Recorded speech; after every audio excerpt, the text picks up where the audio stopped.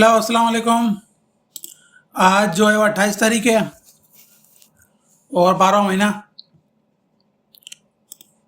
आज हम एनालाइज करेंगे गोल्ड को। और गोल्ड की मैं आपको बता दूं कि हमने एक एंट्री ली थी, ये वाली। ठीक है, अच्छा खासा माल यहाँ से समेट लिया था। ये एंट्री ली थी हमने सेल में, जब सारे बाय कर रहे थे।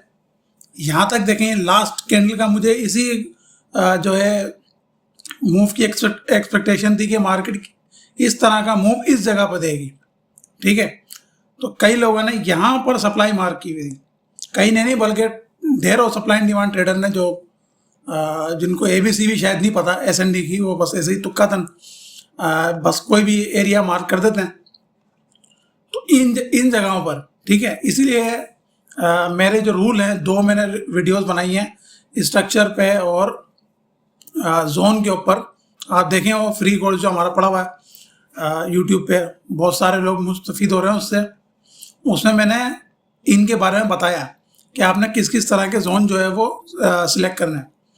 कोई भी ऐसा, अब ये जोन बिल्कुल था लेकिन ये मैंने मार्क नहीं किया था। यहाँ पे मेरी एंट्री देखें आप, इस जोन के ऊपर है, यहाँ पर है, यहाँ पर है, जहाँ शायद कोई लेना भी नहीं चाहेगा, लेकिन मैंने वहाँ पे ली। मैं इसका रीज़न भी आपको बताता हूँ कि मैंने क्यों ली थी। एक तो ये आप देखें, हमारा हमने सप्लाई मार्क की हुई है उसकी वीकली। ठीक है, मेरी आदत है मैं हमेशा एक big supply and demand mark करके रखता हूँ करीब में, ताकि शॉर्ट टाइम के अंदर, शॉर्ट टाइम फ्रेम में हमें उसके अंदर ढेरों एंट्रियाँ मिलें।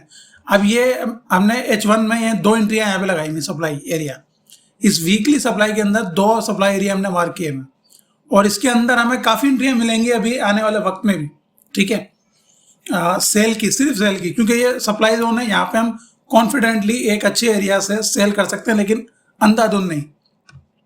मैं डायरेक्ट चलता हूँ H1 में। तो अगर आप हमारा लास्ट एनालिसिस, लास्ट या उससे पहले जो मैंने सिंगल एनालिसिस किया था, ये वाला, उसमें मैंने बताया था कि ये जो मार्केट ने इम्बेलेंस क्रिएट किया है, ये मार्केट का फिल होगा। देखिए मैंने येलो से मार्क करके इसको बनाया हुआ है, ये फिल होगा। और मार्केट, ये जो इंड्यूसमेंट है, इसको मैंने इसीलिए हाई नहीं मार्क नहीं किया था। ये इंड्यूसमेंट लाजमी जो है वो ब्रेक होगी। ठीक है, इसके नीचे ये एरिया है, ये भी ब्रेक होगा। ये मैंने पूरी प्रिडिक्शन की थी इसकी। और ये जो सेल मूवमेंट है, ये हमने यहाँ से मार्क किया था, आपको याद होगा, सप्लाई यहाँ से मार्केट गिरी थी, लेकिन हमारी जो है इस जो हमारा ये वाला एरिया ऑफ इंटरेस्ट है, यहाँ तक मार्केट नहीं आ सकी। ठीक है, ज़ाहिर 100% हर चीज़ नहीं चलती, हम सिर्फ एनालाइज करते हैं, लेकिन यहाँ तक आई नहीं तो हम एंट्री भी नहीं ले सके बाय की, और यहाँ पे एंट्री बाय की बनती नहीं थी। अच्छा, हमने 2 एंट्रियाँ ली थी, एक इस जगह पे ली थी 15 मिनट में, वो भी मैंने आपके साथ शेयर की थी, ये वाली। ये एंट्री ली थी हमने यहाँ से। ठीक है, लेकिन ये शॉर्ट टर्म एंट्री थी डे ट्रेडिंग के हवाले से, तो ज़्यादा देर तक वो टिकी नहीं और ऊपर की तरफ चली गई थी। 12 हमने ट्रेड ले ली थी। अच्छा, जब यहाँ पे थी मार्केट, इस जगह पे मैंने खुद ने फेसबुक पे, अभी भी आप देखें, यकीनन आप लोगों ने देखे होंगे, अगर आप फेसबुक पे आपके ट्रेडिंग के हवाले से लोग मौजूद हैं, उन्होंने ये एरिया मार्क किए हुए थे, ये वाला एरिया। ठीक है, ये वाला एरिया। ठीक है, ये एरिया मार्क किया हुआ था और ये एरिया मार्क किया हुआ था। ये एरिया मार्क किए हुए थे और कुछ SND ट्रेडर्स ने ये वाला एरिया मार्क किया हुआ था। ठीक है, अब इसमें कोई दो राय नहीं है कि सप्लाई एरिया है, बिल्कुल है, लेकिन जो सिग्निफिकेंट एरिया होता है, जो चूज़ किया जाता है एक ट्रेडिंग के लिए पॉइंट ऑफ इंटरेस्ट के तौर पे, वो एरिया ये नहीं था। मैंने मार्क ही नहीं किया है, आप देख सकते हैं, मेरी मार्किंग ऊपर है इसके, ये वाली है, यहाँ पर है, यहाँ पर है। ठीक है, तो ये नहीं है कि गलत नहीं हो सकते, हमारे भी गलत होते हैं, मैं आपके साथ शेयर करता रहता हूँ, लेकिन रीज़न होना चाहिए कि हमने सेल क्यों कर रहे हैं और बाय क्यों कर रहे हैं। मैंने यहाँ पे जो है वो सप्लाई मार्क नहीं की थी और ना ही यहाँ पर मार्क की थी। मुझे पता था ये जो एरिया है ये बहुत ज़्यादा लिक्विडिटी से भरा हुआ है, और ये एरिया आप देख लें यहाँ पे, ये तो वैसे डिस्ट्रीब्यूशन फेज था, मार्केट ने इसको ब्रेक किया, नीचे आई। एक फेक मूव था, मैंने आपको उस वक्त ही बताया था जब ये मूव हुआ था, ठीक है, कि ये एक फेक मूव है, मार्केट को ऊपर ही जाना है, ठीक है। न्यू ईयर आ रहा है, क्रिसमस थी, मार्केट को ऊपर ही जाना था, ये एक फेक मूव था और मार्केट ने वैसा ही किया। देखे रिकवर करके सारी जो इम्बेलेंस थी यहाँ पे स्वेप आउट हुए सारे के सारे, और यहाँ पे सारे इम्बेलेंसेस फिल हो गए। अब मेरी जो एंट्री थी वो आप देखें ज़रा, बिल्कुल यहाँ से शुरू थी, ठीक है। ये वाली जो एंट्री थी 2, ये थी मेरी एग्रेसिव एंट्री, जो कि मैं ज़्यादातर नहीं लेता, क्योंकि पर्सनल एंट्री आती है, इसलिए मैंने शेयर भी नहीं, क्योंकि ये एग्रेसिव एंट्री थी, जो कि मैं आपको बिल्कुल भी मना करता हूँ कि आपने नहीं लेनी है तो अपने रिस्क पे आप कैपिटल देख के अपना लें, मना भी नहीं करता। लेकिन पर्सनली अगर मेरा फॉलो करें तो आप मैं बिल्कुल इससे इज्तनाब करवाता हूँ आपको कि आपने ये एंट्रियाँ नहीं लेनी, यानी जो लिमिट ऑर्डर होते हैं। ये वाली एंट्री थी, ये स्पेसिफिक मेरी मार्केट ऑर्डर में एड हुई थी। ये मार्केट ने क्लोज किया, ठीक है। मैं चूँकि मुझे काफ़ी ज़्यादा कॉन्फिडेंस था इस ट्रेड के ऊपर, तो मैंने यहाँ पे 2 एंट्रियाँ तो मैंने ले ली थी लिमिट ऑर्डर पे, कि मैं बिल्कुल मिस नहीं करना चाहता था इसको। अब वो यहाँ तक गई थी लॉस में मेरा, ठीक है। अब ये आपका माइंडसेट होता है, अगर आपका वीक माइंडसेट है आप यहाँ पे निकल जाएंगे लॉस लेके, लेकिन मैं नहीं निकला था। उसकी वजह ये थी कि एक तो यहाँ लिक्विडिटी थी बहुत ज़्यादा, और ये जो इंड्यूसमेंट हमने मार्क की थी, ठीक है, ये जो हाई मार्क किया था हमने, ये ब्रेक होना था। और आप देखें यहाँ पर मार्केट ने एक तकरीबन आप लगा लें कि इक्वल हाई यहाँ पे मार्केट ने बनाया हुआ, और इसके ऊपर ज़्यादा लिक्विडिटी थी, और ऊपर तीसरी कंफर्मेशन कि ये पूरा का पूरा सप्लाई जोन है, ठीक है। इतनी सी मार्किंग में इतना बड़ा इम्बैलेंस अभी भी मौजूद है, तो मुझे इस चीज़ का अंदाज़ा था कि मार्केट यहाँ से नीचे की तरफ आ सकती है, ठीक है। तो मार्केट यहाँ पे नीचे की तरफ बिल्कुल वैसे ही हुआ। मैंने जब ये कैंडल क्लोज हुई, मैंने फ़ौरन से एंट्री यहाँ पर ले ली थी मार्केट ऑर्डर पर, और मार्केट यहाँ पे मैं निकल गया था। अगर अभी भी यहीं पर मैंने जब ये शेयर किया था चार्ट, उसी वक्त मैं आउट हो गया था यहाँ से एक अच्छी खासी अमाउंट लेकर। बाकी अगर करता तो यहाँ तक और भी आ सकती, लेकिन रिस्की था, ठीक है। तो ये हमारा सेटअप था, ठीक है। इस वाले को बाय सेटअप को मैं नहीं छेड़ रहा, बाकी मैं इसको रिमूव कर रहा हूँ। तो आपने भी ये गलती कभी भी नहीं करनी।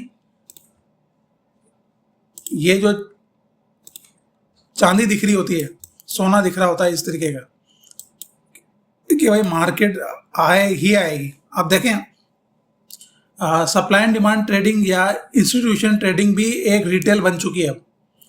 अगर यहाँ पे पहले आज से 1.5-2 साल पहले होता था, अब यहाँ पे मार्क करते हैं इस तरह के आपको जोन वर्क करते हुए नजर आते थे, हमने खुद ने ट्रेड किए। लेकिन जब से बहुत ज़्यादा एसएल हंटिंग जो है वो बढ़ चुकी है, अब इन एरियाज को भी खतरा है, ठीक है। ये तो वैसे ही खैर एक जोन था ही नहीं, ये डिस्ट्रीब्यूशन एरिया है, ठीक है। डिस्ट्रीब्यूशन एरिया कभी भी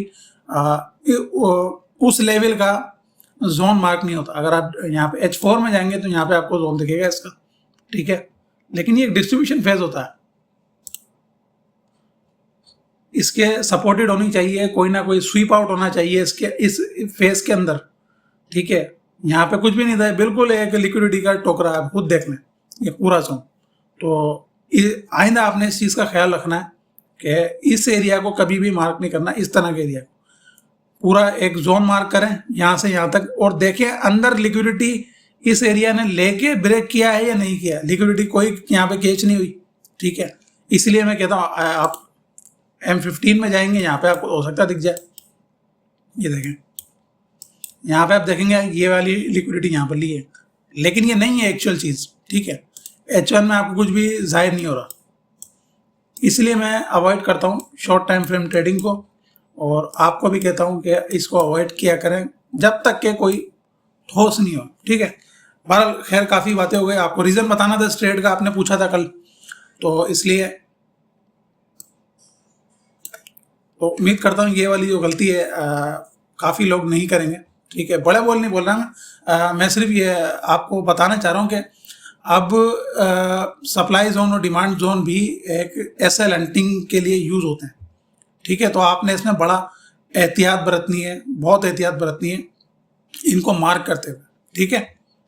ये बिल्कुल परफेक्ट एरिया था। आप देखें यहाँ पे ब्रेक ऑफ स्ट्रक्चर भी है, सब कुछ है, लेकिन अंदर इसके अंदर खाने कोई ऐसी मूव नहीं है, कोई ऐसी स्वेपिंग नहीं है, कोई ऐसी एसएल हंटिंग नहीं है जिसको करके ये नीचे आया। तो सिंपल सी बात है, ये एक क्या कहते हैं फेक मूव था।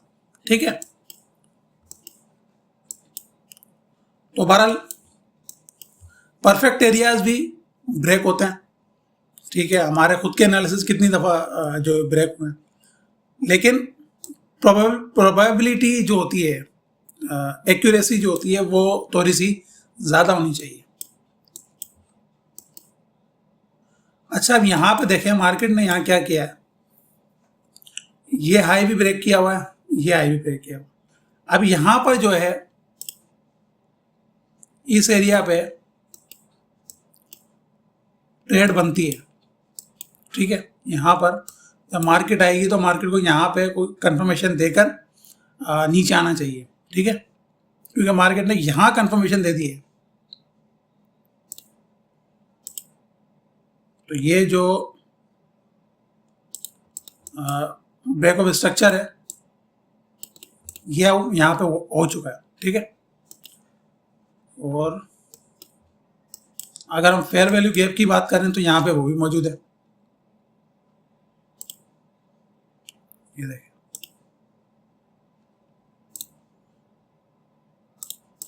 ठीक है, मैं लिख के भी लगा देता हूँ।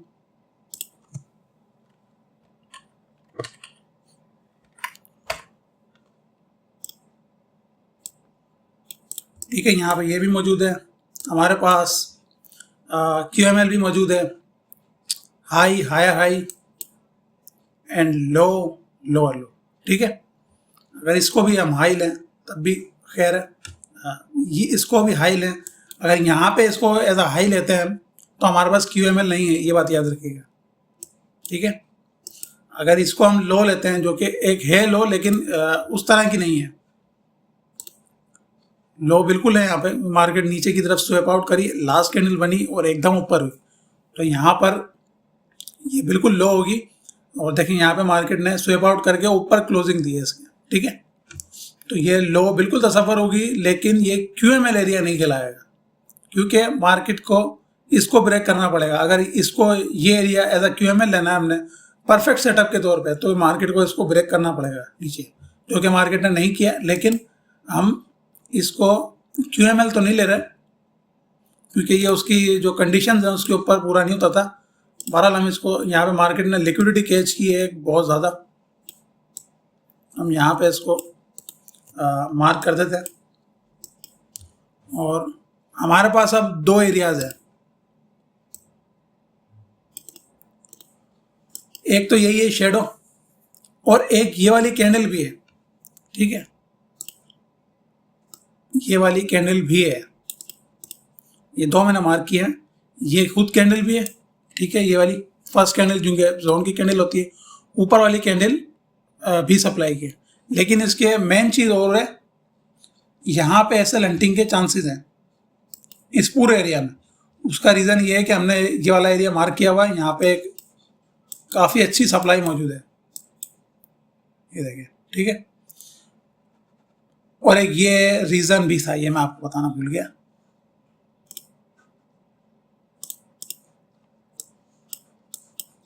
मार्केट ने जो ये देखें ब्रेक इसको भी किया है, लेकिन एक ये रीज़न भी था। ठीक है, तो अब हमारे पास ये एरिया FTR के तौर पे आ गया, और ये हमारे पास सप्लाई लास्ट फर्स्ट सप्लाई हमारे पास ये मौजूद है, ऊपर है लास्ट है, और मज़ीद ऊपर भी है, वो तो जब वीकली ब्रेक होगा तब हम देखेंगे इंशाल्लाह। अभी हमें यहाँ पे काफ़ी एंट्रियाँ मिलेंगी, आप ये याद रखिएगा, बाय की भी मिलेंगी, लेकिन ज़्यादा हमें तो फोकस करना अपनी सेलिंग एंट्री पर। यानी जब बाय का मूव ऑफ क्लोज हो जाए तब हमने अपनी सेल एंट्रियाँ लेनी है। ठीक है, अभी इसी तरह का एक और मूव हो सकता है, बड़ा हो सकता है ये वाली सप्लाई भी ब्रेक हो जाए, क्योंकि मैंने आपको लास्ट टाइम बताया था ये इंटरमीडिएट सप्लाई है, इतनी ज़्यादा अवेलेबल नहीं है, लेकिन जो है फर्स्ट सप्लाई हमारे पास यही मौजूद है। उसके बाद हमारी ये जो स्ट्रॉन्ग सप्लाई है ऊपर ये वाली, इसको इसकी क्या होगा, कीमत को क्या होगा इसकी,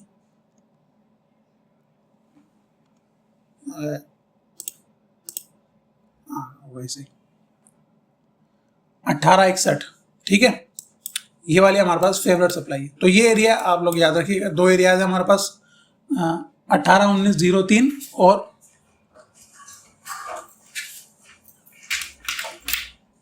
18-24.59।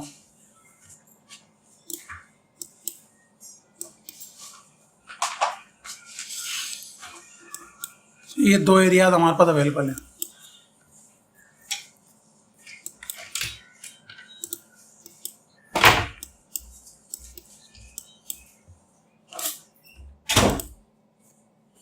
इसको मैं मार्क कर देता हूँ, BOS, ठीक है। और डिमांड में हमारे पास ये अवेलेबल है। इसको हमने मार्क किया था, सिर्फ कोई इतना अच्छा एरिया नहीं है ये, इसको हमने TP के लिए मार्क किया था कि मार्केट यहाँ तक आएगी इसको टच करके तो हम यहाँ पे एंट्री ले सकते हैं, लेकिन मार्केट ने यहीं से ऊपर की तरफ चली गई, लेकिन आएगी तो हम यहाँ पर कंफर्मेशन ज़रूर ढूंढेंगे, ठीक है। मार्केट ने यहाँ पर लिक्विडिटी मज़ीद बढ़ा दी है।